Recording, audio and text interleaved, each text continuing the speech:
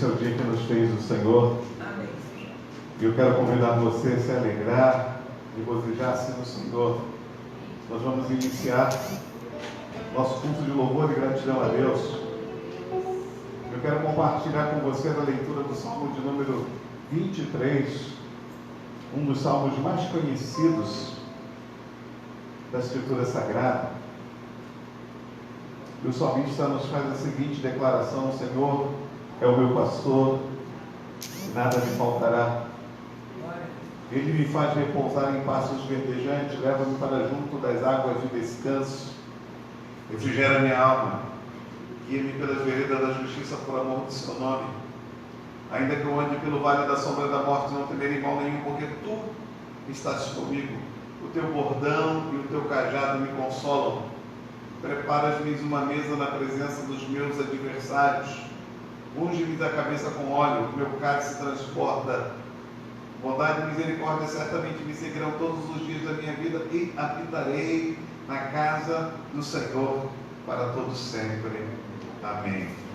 Amém. Talvez nos primeiros textos que a gente aprende quando a gente vem para a igreja, é o Salmo de número 23. Se eu pedisse a algum de vocês aqui para declarar agora de cor o Salmo de número 23, gente, sei que vocês vão dar show, né? Apesar das diferentes traduções, a gente ia conseguir realmente trazer à lembrança alguns momentos importantes, preciosos do Salmo de número 23. Mas o salmista nos passa uma certeza muito grande através desse texto.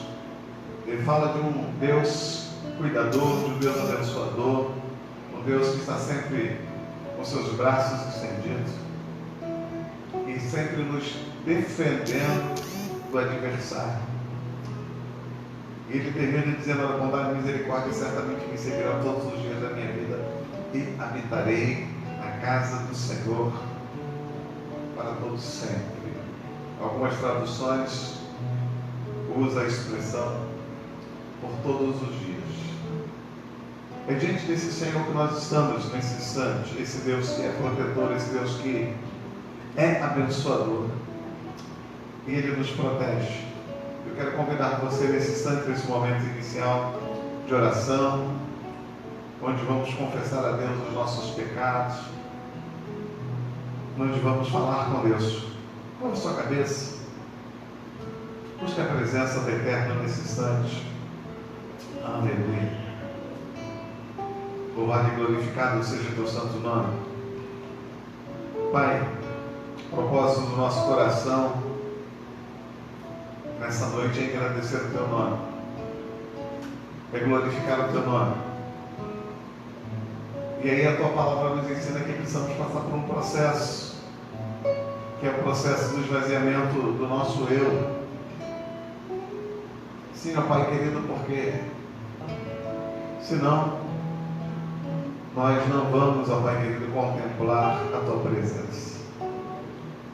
Sem confessar os nossos pecados, sem nos esvaziar do nosso eu, nós não podemos ser cheios, não podemos ser cheios.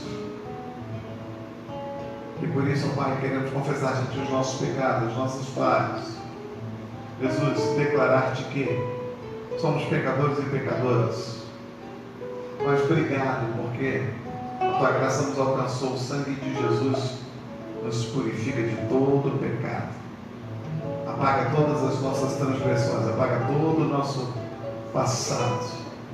Obrigado, porque como declara o salmista, bondade e misericórdia certamente me seguirão todos os dias da minha vida. E habitarei na casa do Senhor, e habitarei na presença do Senhor para todo sempre.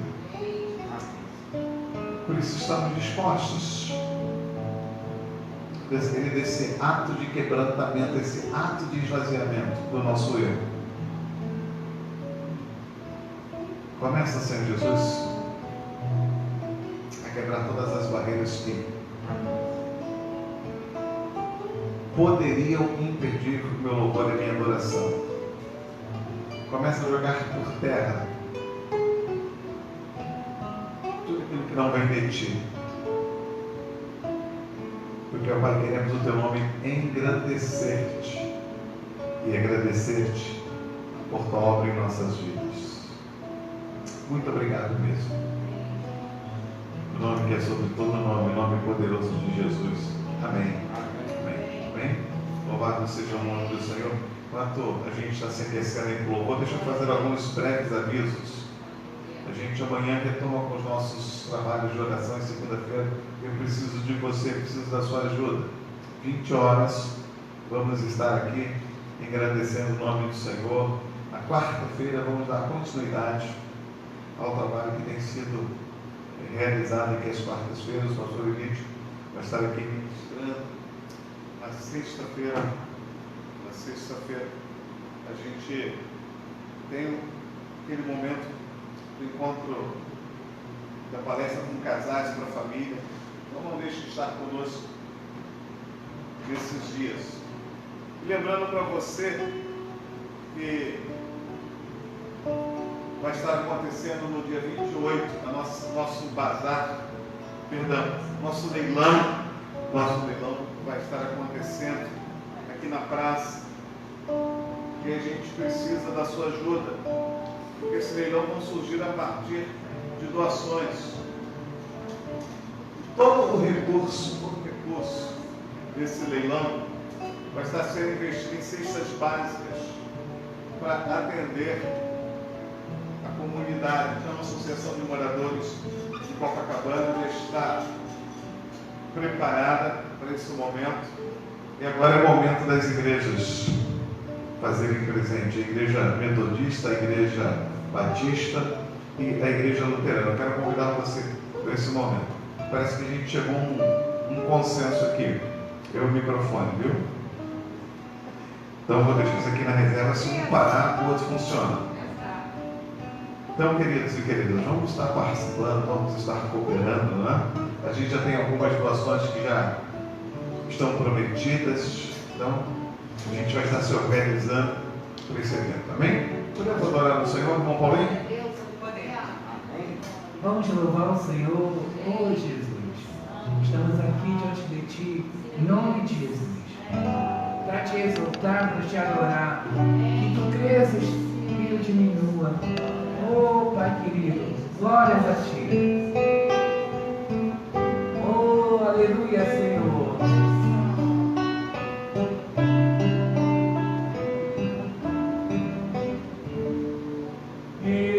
Exaltado, exaltado nos céus, eu louvarei, exaltado para sempre, exaltado seu nome.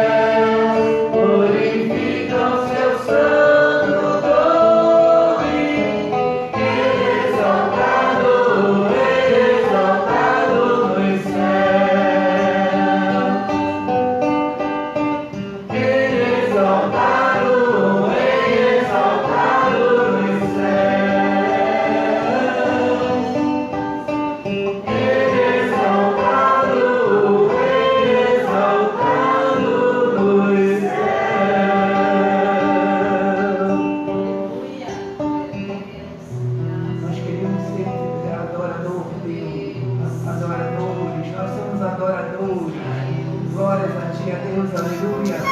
Nós somos, queremos ser teu sacerdócio, oh glória a Deus, aleluia. Que não passe de nós teu Espírito, e tudo que foi dito a nós venha se cumprir,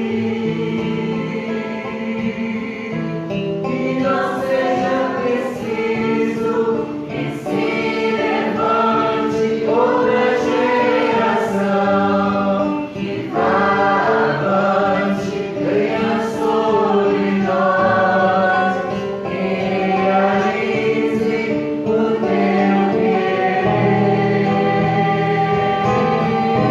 Geração de adoradores, queremos ser sacerdotes santos pra te oferecer um perfeito louvor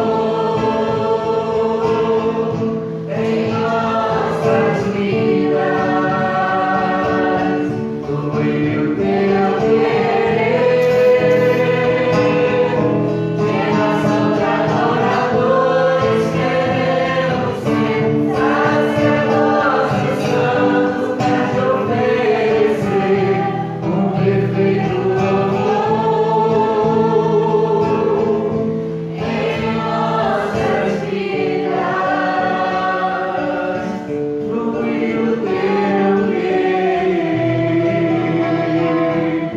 flui o teu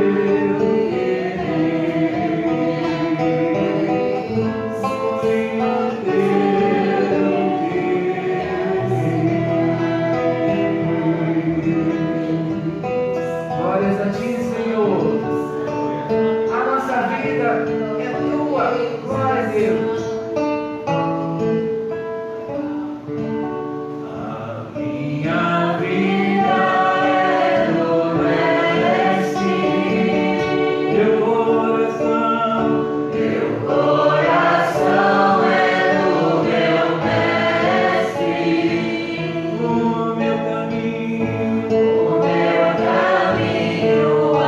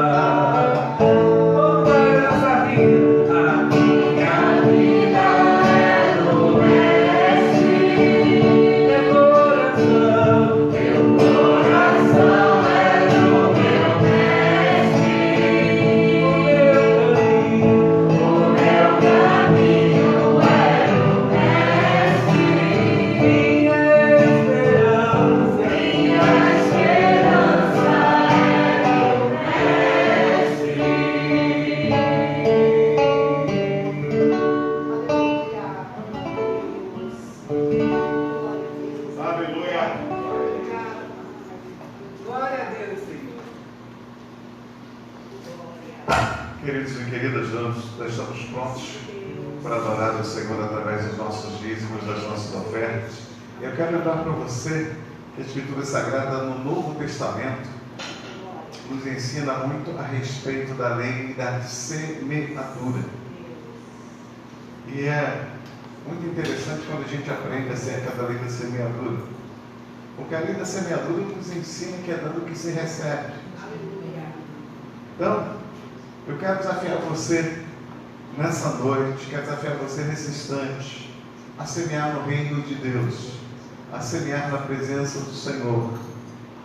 E no nome de Jesus você vai prosperar em todas as áreas da sua vida.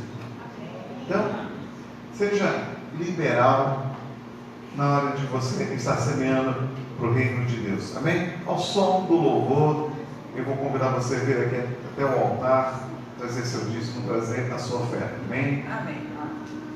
Glória a Deus. Vamos louvar o Senhor. Glória a Deus.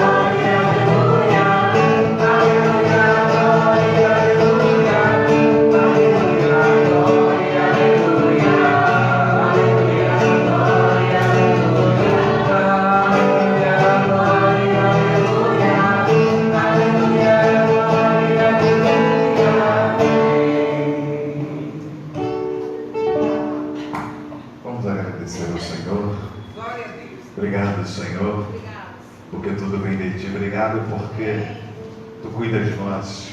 Tu tens prazer em nos abençoar. Meu Deus, nessa noite o nosso coração está repleto de alegria, porque com efeito grandes coisas tem feito o Senhor por nós.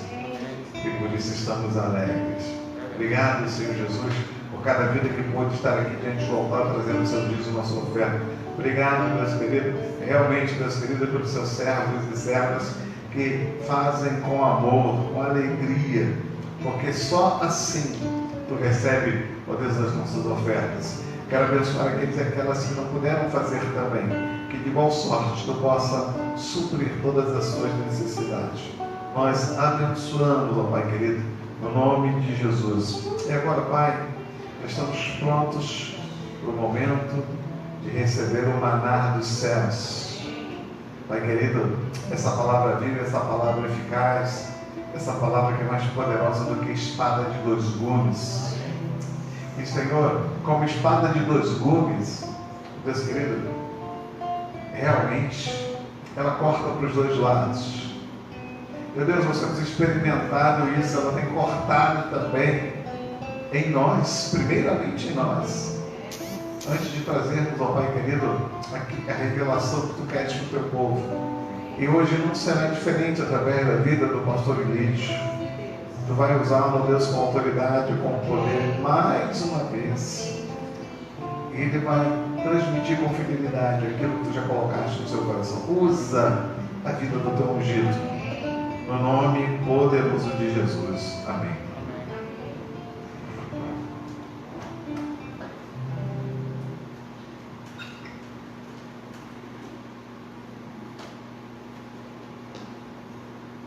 Graças e paz, amados irmãos e irmãs. Queria convidá-los a abrir a palavra do Senhor no livro de 1 Samuel, pastor leu de manhã cedo. Nós vamos no capítulo 15. 1 Samuel, capítulo 15. E é uma passagem que fala sobre a vida de Saul, sobre o seu ministério e como a gente pode aprender com os erros de Saul nessa passagem. Primeiro livro de Samuel, capítulo 15. Disse Samuel a Saul: enviou-me o Senhor a ungir-te rei sobre o povo, sobre Israel. Atenta, pois, agora as palavras do Senhor. Assim diz o Senhor dos exércitos: castigarei Amaleque pelo que fez a Israel, ter se oposto a Israel no caminho quando ele subia do Egito. Vai, pois, agora e fere Amaleque e destrói totalmente a tudo o que tiver, e nada lhe poupes. Porém matarás homens e mulheres, meninos e crianças de peito, bois e ovelhas, camelos e jumentos. Saul convocou o povo e os contou em Telaim, 200.000 homens de pé e 10.000 homens de Judá. Chegando, pois, Saul à cidade de Amaleque, pôs emboscada no vale, e disse aos queneus: ide-vos, retirai-vos e saí do meio dos amalequitas, para que eu vos não destrua juntamente com eles, porque usaste de misericórdia para com todos os filhos de Israel, quando subiram do Egito. Assim os queneus se retiraram do meio dos amalequitas. Então feriu Saul os amalequitas desde Avilá até chegar a Sur, que está defronte do Egito. Tomou vivo Agag, rei dos amalequitas, porém a todo o povo destruiu ao fio da espada. Saul e o povo pouparam Agag, e o melhor das ovelhas e dos bois, animais gordos e cordeiros, o melhor que havia, e não os quiseram destruir totalmente. Porém toda a coisa vil e desprezível destruíram. Então veio a palavra do Senhor a Samuel, dizendo: arrependo-me de haver constituído Saul rei, porquanto deixou de me seguir, não executou as minhas palavras. Então Samuel se contristou e toda a noite clamou ao Senhor. Madrugou Samuel para encontrar a Saul pela manhã, e anunciou-se aquele: já chegou a Saul ao Carmelo, e eis que levantou para si um monumento, e dando volta, passou e desceu a Gilgal. Pai querido, obrigado pela Tua palavra lida, que fale aos nossos corações nessa noite, é o que te pedimos em nome de Jesus. Amém. Zé Carlos, pode, por favor, pegar essas luzes aqui em cima, por favor? Obrigado. Amados, nós temos um texto que é muito claro a respeito da vida de Saul. Quando eu estava preparando esse texto, eu coloquei 3 tipos de títulos possíveis para esse texto: alcance o sucesso da decadência em apenas 2 passos, ou, se você preferir, sejam derrotados bem-sucedido, ou ainda a prosperidade do fracasso em suas mãos. Esse seria o título desse texto, da mensagem de hoje. A gente vê por volta do ano 1000, entre 1050 e 1000 antes de Cristo, o momento em que Saul ele era rei de Israel, um momento que antecede o período de Davi, e aí ele foi ungido, levando-se em consideração o destaque, a relevância dele em relação aos outros judeus no meio do seu povo. Eles escolheram pela sua aparência, pela sua beleza, pela sua postura, e ali colocaram e identificaram, colocaram rei. Era uma solicitação antiga do povo, porque os povos vizinhos todos tinham rei, e eles estavam vivendo um período de teocracia. Deus estava dirigindo o povo, e através dos juízes, aí no caso era o último juiz, era o Samuel. E aí a gente olha como é que no capítulo 10 Saul é ungido rei, e no capítulo 15 a gente encontra o motivo da decadência do ministério de Saul à frente do povo de Deus. E está muito claro no versículo 3: vai, pois, agora e fere a Amaleque e destrói totalmente a tudo que tiver, e nada lhe poupes. A ordem era precisa, a ordem era clara. Mas infelizmente ele não obedece, e infelizmente exatamente contra um povo que se levantou durante o período do deserto. Se a gente for para Gênesis de 14, versículo 7, a gente vai encontrar como é que os amalequitas eles investiram contra o povo de Israel. Gênesis 17, 7.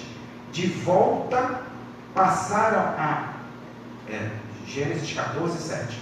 De volta passaram em Mispate, que é Cádiz, e feriram a todas as terras dos amalequitas e dos amorreus que habitavam em Azazon Tamar. Deus já tinha dado uma ordem para destruir aquele povo no passado. O povo não foi destruído de uma vez por todas. E aí o que aconteceu? Eles voltaram a atacar, e muito provavelmente,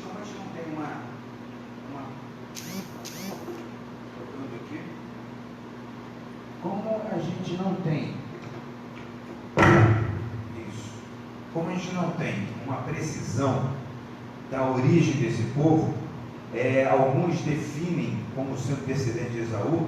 Ele foi o primeiro povo a atuar contra Israel durante a travessia do deserto. Então, é um povo marcado, é um povo que, ele, na história de Israel, ele se levantou contra o povo, e Deus falou: mata tudo, inclusive crianças, para fazer uma higiene moral e social no meio do seu povo. Versículo 6, você vai encontrar um povo que é citado ali, que estava no meio dos amalequitas, que são os queneus. Os queneus são os descendentes de Jetro, sogro de Moisés. Era um povo pacífico, um povo calmo, um povo que era muito obediente a Deus, mas estava no meio dos amalequitas. E Saul foi muito claro: olha, sai do meio deles, porque Deus vai pesar a mão sobre esse povo. E aí eles se retiram, e ali Saul começa a exercer a ordem do Senhor. Porém, esse porém é muito cruel. Esse porém, no versículo 9, Saul fez exatamente aquilo que Deus não mandou ele fazer. Era para matar tudo, absolutamente tudo. O que Saul fez? Versículo 9: e Saul e o povo pouparam, inclusive o rei, Agag, o melhor das ovelhas e dos bois, os animais gordos e cordeiros, o melhor que havia, e não quiseram destruir totalmente. Porém, toda coisa vil e desprezível destruíram. Nesse momento a gente começa a perceber o início do declínio de Saul. O momento em que ele começa a perder a visão que Deus tinha dado para ele à frente do povo, e começar a orientar o povo. E aí Deus utiliza uma palavra que a gente utiliza muito na teologia, como explicar. Deus é espírito, não é humano, mas a gente encontra uma maneira pela qual, naquela época, o escritor judeu ele podia dar a entender a maneira como Deus agia no seu povo. Ele dava formas humanas a Deus. Na medida que a gente dá formas humanas a Deus, não somente nos seus na sua forma física, como também nos seus sentimentos, isso é um artifício literário chamado antropomorfismo, dando formas humanas para Deus, para que pudesse entender como é que Deus estava agindo. E a palavra que a gente vai encontrar aqui no versículo 11, de uma forma humana sendo dada a Deus, para que seja entendido, é a palavra arrepender. Arrependo-me de haver constituído Saul rei. Como Deus pode se arrepender se ele não é homem? Como Deus pode se arrepender se ele não muda, segundo Malaquias? Como pode Deus se arrepender de algo que ele fez, sendo ele onisciente, ou seja, um Deus que sabe de tudo?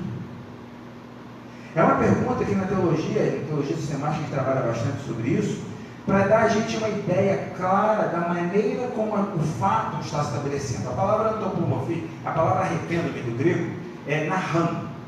Essa palavra ela significa que duas pessoas estão andando em uma outra da outra, em paralelo, seguindo uma mesma direção. Sendo que uma delas sai do caminho, vai andar por vontade própria a qualquer lugar e o outro permanece. A palavra arrependimento, quando ela está atrelada a Deus, ela dá a entender que Deus permanece no seu caminho, porém o homem abandona a Deus, dá as costas para Deus e vai fazer o que ele. Ou seja, esse afastamento de Deus, ou seja, esse desgosto de ter visto o homem abandonando-o durante a caminhada, é o que representa a palavra arrependo-me aqui, quando está relacionado a Deus. Então, o arrependimento não é que Deus se arrependeu, não, é que o homem abandonou a Deus naquele momento de caminhada. Os dois estavam indo juntos, mas o homem deixa o ser ao lado, deixa Deus de lado e vai fazer aquilo que ele quer fazer. Naquele momento em que acontece esse fato, porque o homem é livre, mas Deus é imutável, ele não muda, a gente começa a ver aqui no versículo seguinte, versículo 12, como Saul coroa todo esse fracasso. No versículo 12 você vai encontrar a expressão: madrugou Samuel para encontrar Saul pela manhã, anunciou-se aquele, já chegou Saul ao Carmelo, e este levantou para si um monumento, e dando volta passou e desceu o Gilgal. Não somente ele fez isso, ele levantou um monumento para si próprio. Absalão fez a mesma coisa. Se você for lá em 2 Samuel 18, você vai encontrar a mesma coisa, repetindo o mesmo erro. Nesse texto, na mensagem de hoje, a gente vai aprender como se inicia a decadência, como começa o fracasso, como se dá o início da destruição total na vida de qualquer cristão, independente de quem ele seja. O primeiro deles, a gente vê na vida de Saul, foi a autoexaltação da própria pessoa. O que ele fez? Uma coluna para cima. O ser humano, se a gente não tomar cuidado, a gente vai se deparar com o problema da vaidade. E o problema da vaidade é um problema que a vaidade, o orgulho, vai levar o homem a uma queda abrupta, grande. Vários exemplos de pessoas que se acham poderosas, que conhecem tudo, se acham superiores a Deus, morreram. Nós temos um caso clássico na nossa história, que é o caso do próprio John Lennon. John Lennon foi muito claro quando ele falou que ele era mais conhecido que o próprio Jesus Cristo. Foi morto por um próprio seguidor. Nós temos jogadores de futebol que, ao sair do campo, na entrevista, ele fala: agora eu sou Deus. O Romário falou isso. Depois ele, numa outra entrevista, eu escutei ele se arrependendo, falou: olha, me arrependo muito de ter falado aquilo. O cuidado que nós devemos ter nessa posição, Saul foi muito claro, foi a partir daquele momento que ele inicia a sua caminhada, nesse momento em que ele percebe que se tornava muito poderoso, ele começa a levantar um altar para si próprio, naquele momento é o momento do início da sua queda. Isaías 2, Isaías capítulo 2, versículo 12, Isaías 2,12, fala o seguinte: porque o dia do Senhor dos Exércitos será contra todo soberbo e altivo, contra todo aquele que se exalta, para que seja abatido. A gente pode olhar esse versículo sobre duas perspectivas. O dia do Senhor. O dia do Senhor para o cristão e o dia do Senhor para o ímpio.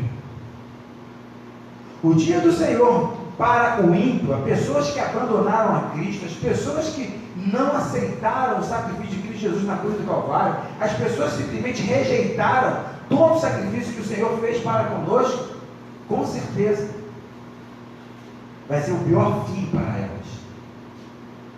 Mas para nós cristãos, o dia do Senhor vai ser a cristalização da nossa vitória, porque nós vamos sair com o Senhor.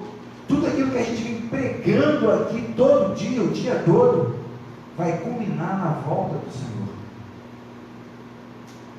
Amados, a gente percebe que hoje em dia um ambiente acadêmico é muito propenso a você encontrar o que a gente costuma apelidar dentro da faculdade, dentro das universidades, dos famosos PhDeuses. São pessoas que se arvoram por terem artigos publicados, por terem maior número de citações. É a maneira que você consegue equiparar entre os PhDs, quantas citações já foram feitas a respeito do teu artigo. É a maneira que você consegue medir a relevância daquilo que foi escrito, daquilo que foi preparado. E isso chega a um momento em que as pessoas, eles se acham verdadeiras pessoas, verdadeiros se acham poderosos demais, pessoas inteligentes demais, capazes demais. E às vezes chega ao ponto: eu já sei tudo, da Bíblia eu já sei tudo, não preciso aprender mais nada. Infelizmente não foi isso que Sócrates falou, aproximadamente no ano 450 a.C. Quanto mais eu sei, mais sei que não sei.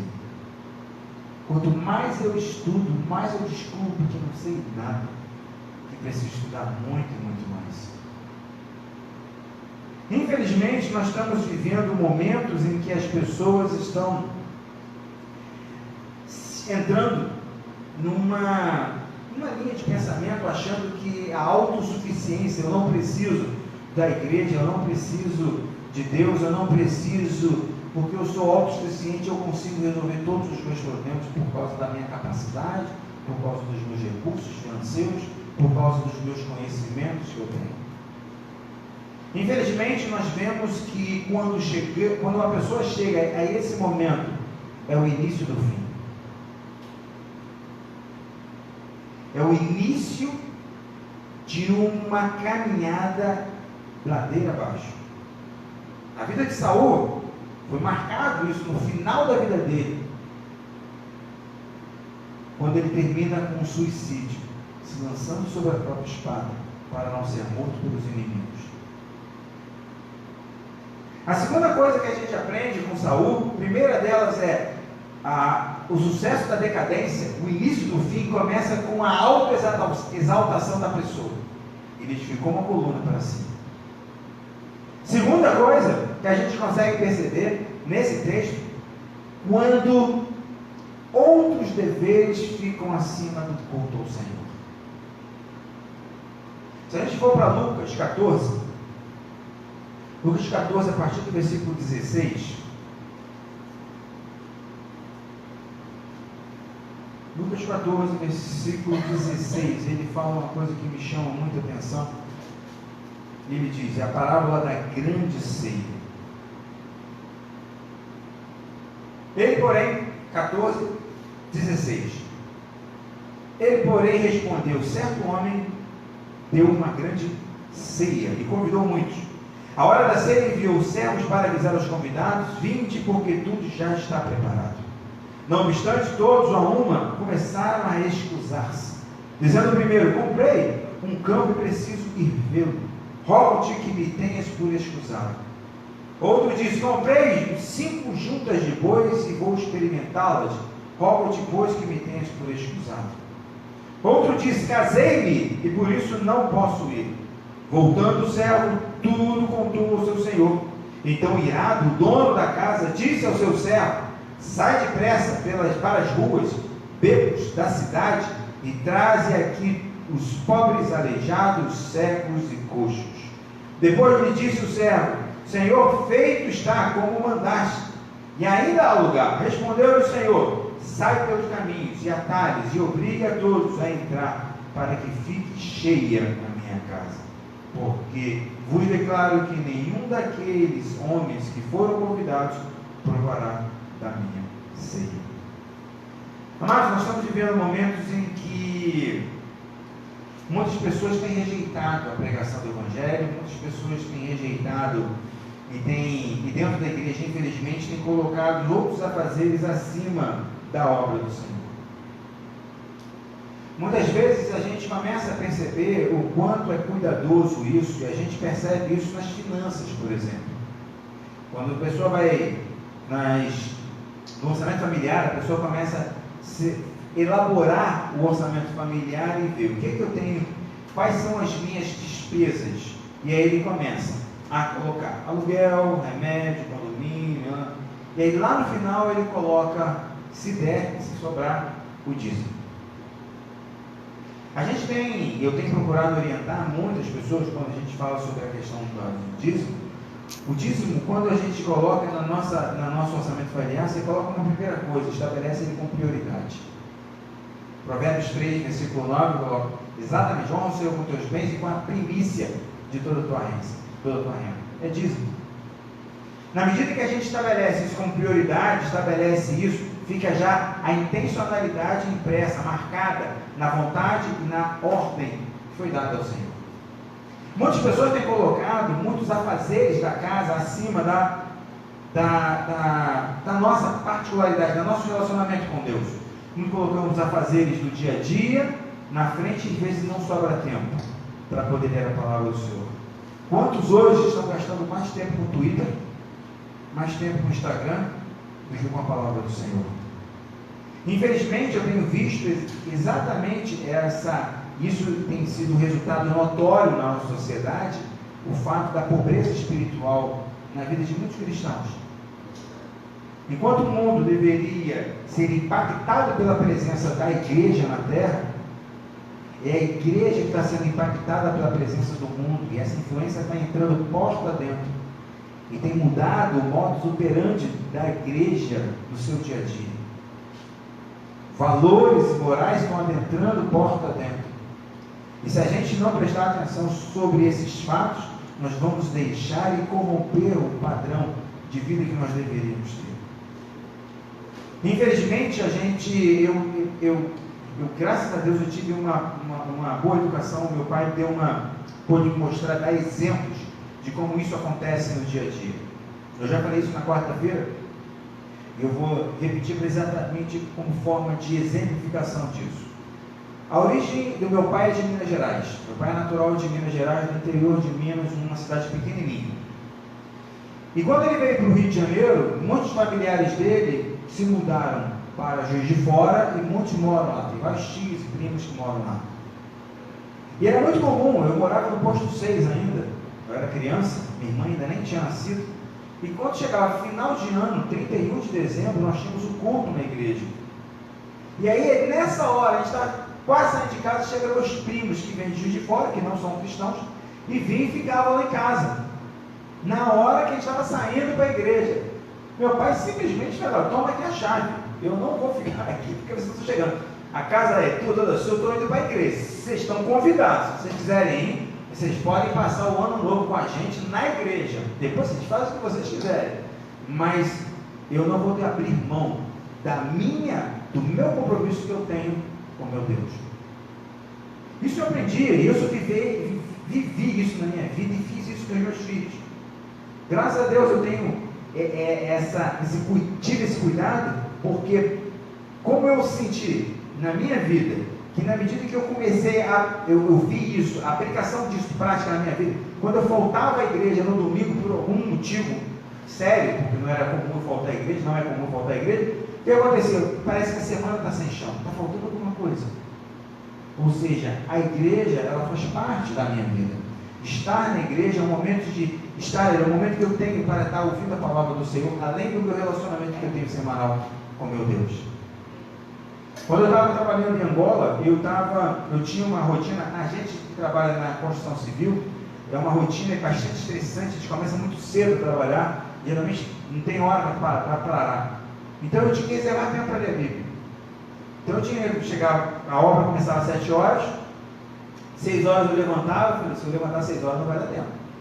Eu levantava às 5, senão não ia ter tempo para ler a Bíblia. Então era dessa forma que eu conseguia organizar a minha agenda. E muitas pessoas desprezam essa preocupação da agenda para colocar Deus. Como é que Deus, qual é o espaço que Deus está ocupando na sua agenda diária? É importante nós termos esse cuidado, para que não venhamos a cometer os erros que Saul cometeu nesse texto. E na medida que a gente vê que Saul, na medida que ele edifica uma coluna para si, para se auto-exaltar, e começou a colocar outros fatores na frente daquilo que Deus tinha estabelecido para que ele deveria fazer, infelizmente culminou com a sua própria morte, do suicídio, após o ataque dos inimigos sobre a terra de Israel. Amados, nós estamos vivendo momentos em que é necessário, extremamente necessário, a preparação, porque nós estamos vivendo tempos em que demandará de nós posicionamento como cristãos.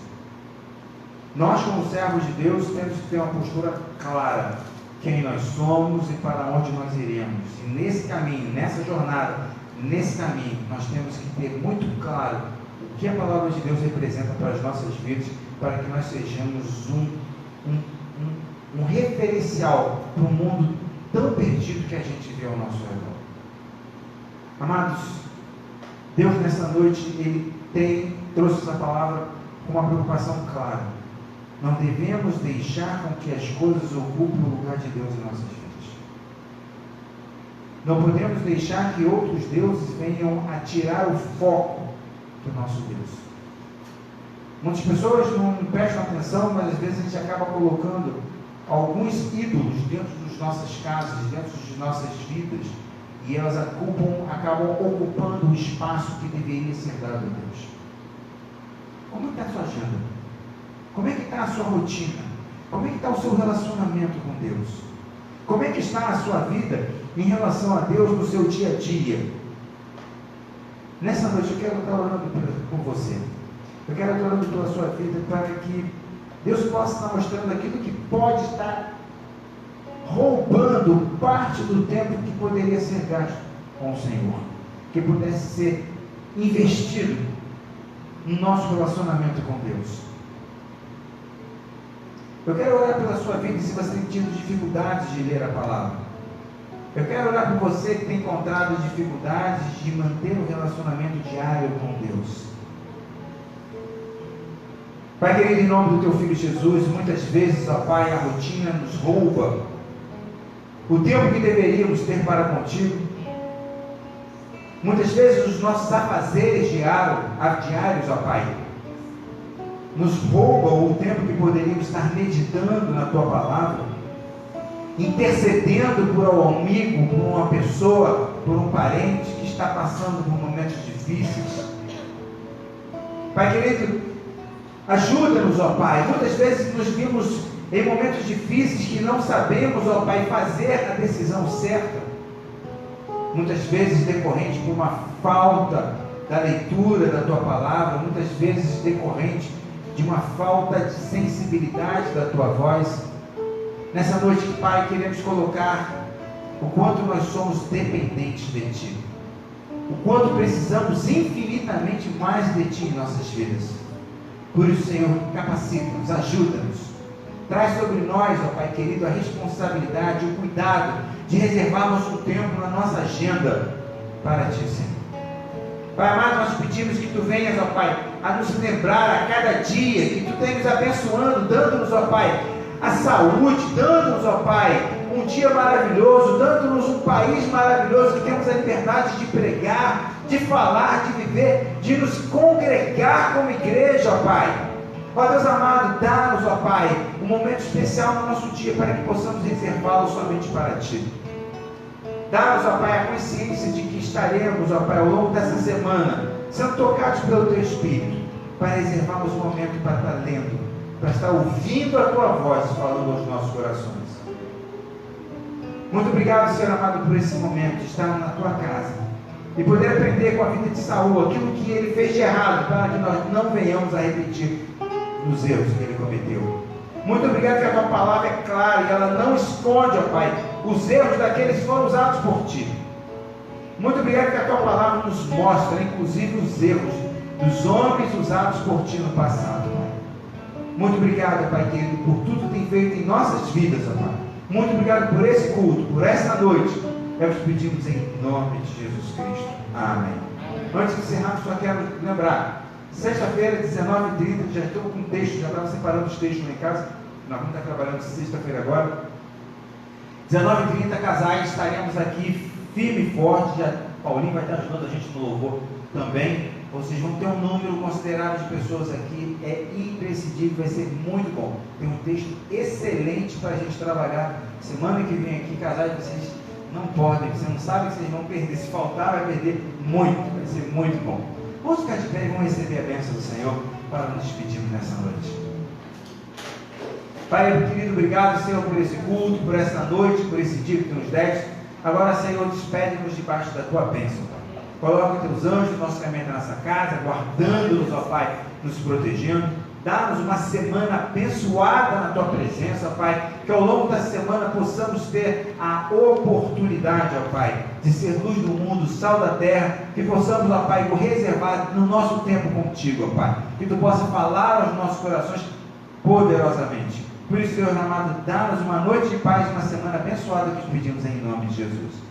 E que a graça do Deus Trino, o amor do Deus Filho e a doce e maravilhosa consolação do Espírito Santo venha esteja sobre cada vida, sobre cada lar, sobre cada família representada aqui hoje e eternamente. Amém. Estarei à porta para poder despedir de cada um de vocês.